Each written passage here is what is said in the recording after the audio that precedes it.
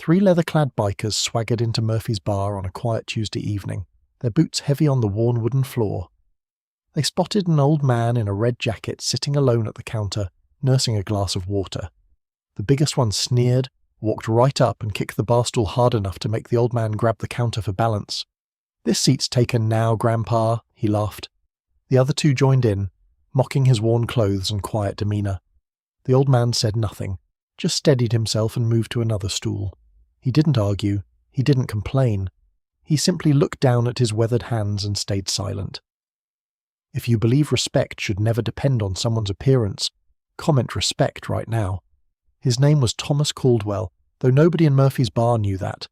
They just knew him as the quiet old man who came in twice a week, always ordered water, never caused trouble, and left $1 tip even though he never bought anything stronger. Thomas was 72 years old, his white hair and beard neatly trimmed despite his threadbare red jacket and faded t-shirt underneath. His face carried permanent lines of sadness, a seriousness that never seemed to lift. He'd been coming to this bar for 3 years, ever since his wife passed. It was close to the small apartment he rented on a fixed income, and the bartender Danny was kind enough to let him sit without pressuring him to order alcohol. The three bikers had claimed his original spot and were now drinking heavily, their voices growing louder with each round. They kept glancing at Thomas, making comments just loud enough for him to hear. "Probably never worked a day in his life," one said. "Living off government handouts," another added. "Should be in a nursing home, not taking up space in a real bar," the third one laughed. Danny the bartender shot them warning looks, but they ignored him. Thomas remained at his new seat at the far end of the bar, his sad eyes fixed on his glass of water, his expression never changing. Other patrons shifted uncomfortably, but nobody said anything.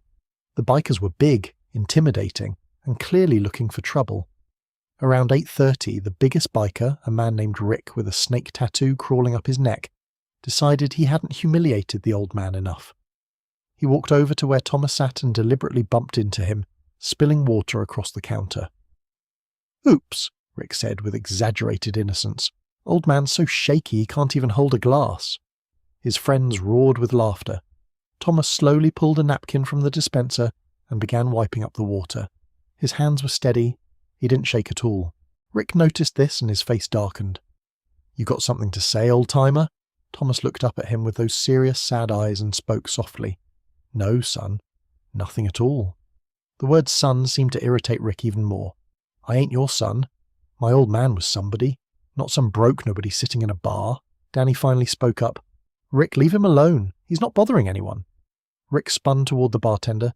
"You defending this deadbeat? What's he to you?" Danny hesitated, then said quietly, "He's a customer. That's enough." Rick laughed and turned back to Thomas. "Hear that? You're a customer who buys water. Real big spender." He reached out and flicked Thomas's shoulder. "What did you do with your life anyway, old man?" "Nothing. Figured." Thomas remained silent, his jaw tight, his hands now resting flat on the bar. There was something in his posture, a straightness in his spine despite his age, that didn't quite match the image of a broken-down nobody, but Rick was too drunk and too mean to notice. The door to Murphy's bar opened at 8:45. Sheriff James Morrison walked in wearing his full uniform, his badge catching the dim bar lights. He was 48, built solid, with a military bearing that commanded immediate attention. The bar went quiet. Rick and his friends turned to see who'd entered, their expressions shifting from amusement to wariness. Sheriff Morrison's eyes swept the room, taking in the scene, the spilled water, the uncomfortable patrons, and finally landing on Thomas Caldwell sitting alone at the end of the bar. The sheriff's face changed instantly. His eyes widened. His mouth opened slightly. Then, without a word to anyone else, he walked directly toward Thomas. Every person in Murphy's bar watched as Sheriff Morrison came to attention 3 feet from the old man's bar stool. His back went rigid. His hand came up in a crisp military salute, held with perfect form.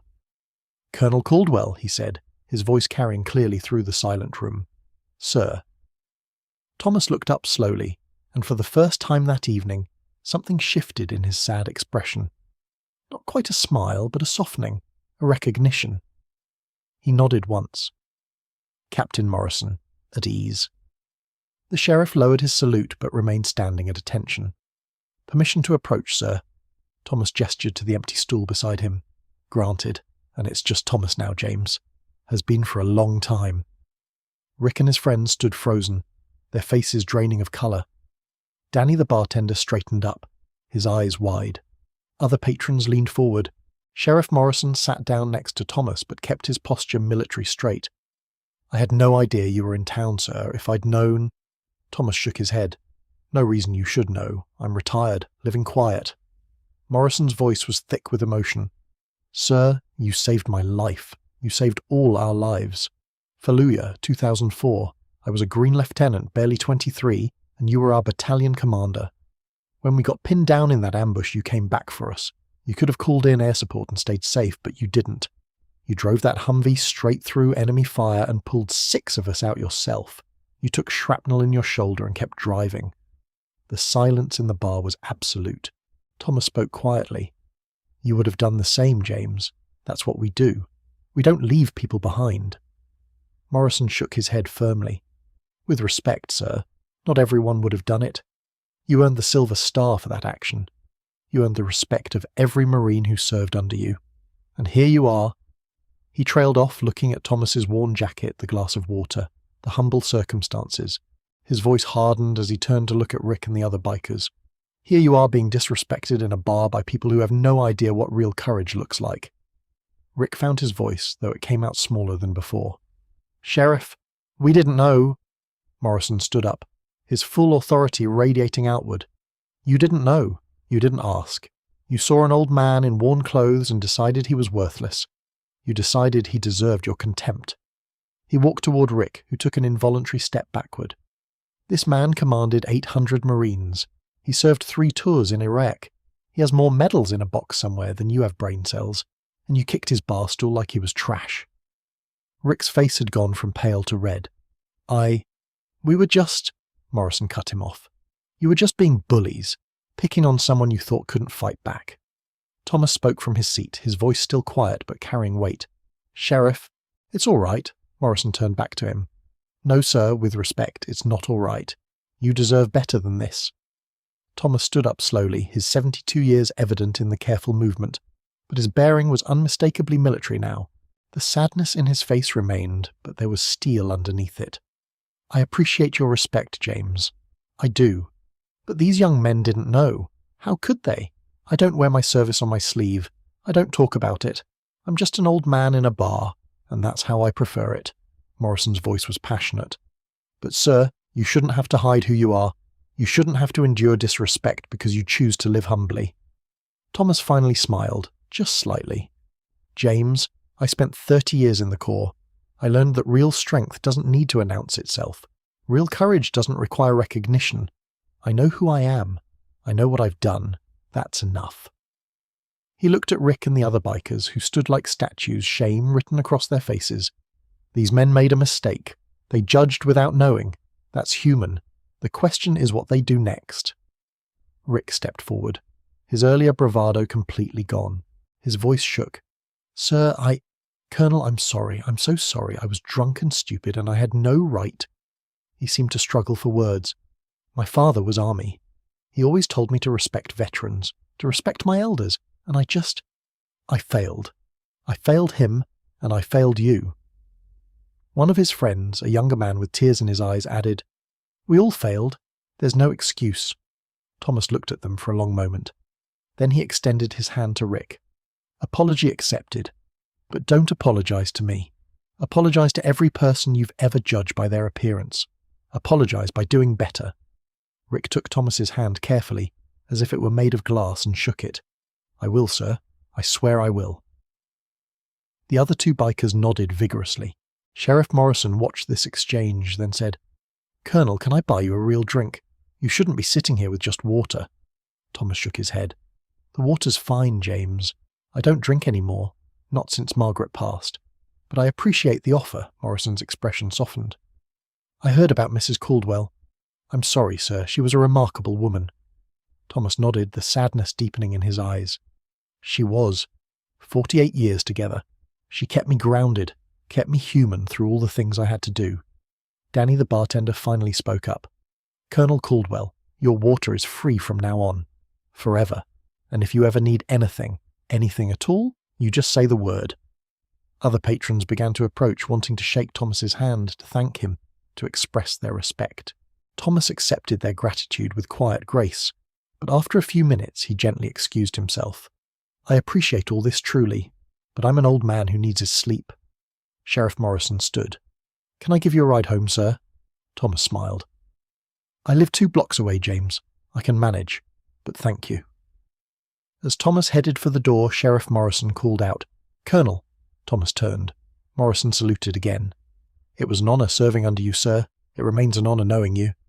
Thomas returned the salute, a gesture so crisp and perfect it seemed to erase his 72 years for just a moment. "The honour was mine, Captain. Take care of yourself. Take care of this town."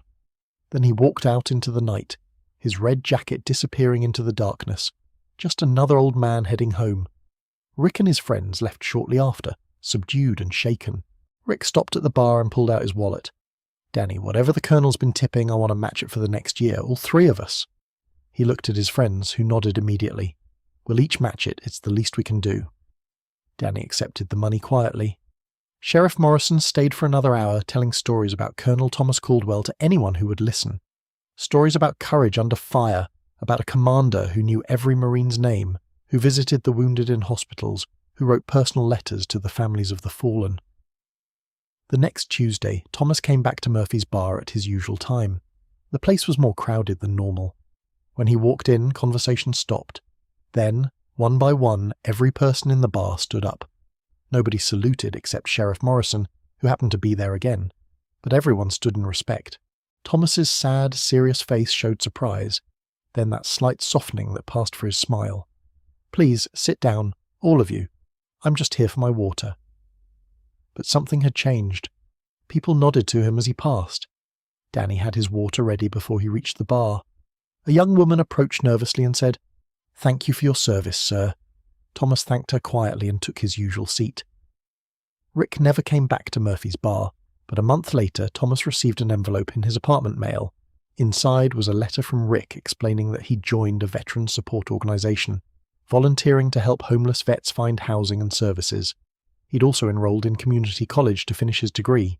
The letter ended with, "You showed me that strength isn't about being the biggest or the loudest. It's about dignity, grace, and how you treat others. I'm trying to be better. Thank you for the lesson I didn't deserve but desperately needed." Thomas kept that letter in the drawer with his medals. Sheriff Morrison made it a point to stop by Murphy's bar every Tuesday when Thomas was there. They'd sit together, sometimes talking about the old days, sometimes sitting in comfortable silence. Morrison brought other veterans by to meet the Colonel, men and women who'd heard the stories and wanted to shake his hand. Thomas accepted this attention with his characteristic quiet grace, never seeking it, but never refusing it either. He remained the same humble, sad-eyed old man in the red jacket, but now people saw past the worn clothes to the man underneath. Murphy's bar put up a small plaque by the door 6 months later. It read, "Respect is earned through character, not demanded through appearance. Honor those who serve quietly." Danny said it was inspired by Colonel Caldwell, though Thomas had never asked for any recognition. The old man still came in twice a week, still ordered water, still left his dollar tip. But now he sat in a bar where everyone knew his name, where everyone understood that the quiet old man in the corner had once been a warrior, a leader, a hero. And more importantly, where everyone had learned that you can never judge a person's worth by what you see on the surface. Real honor, real courage, real strength often wear the most humble disguises, waiting not to be discovered but simply to be respected for existing.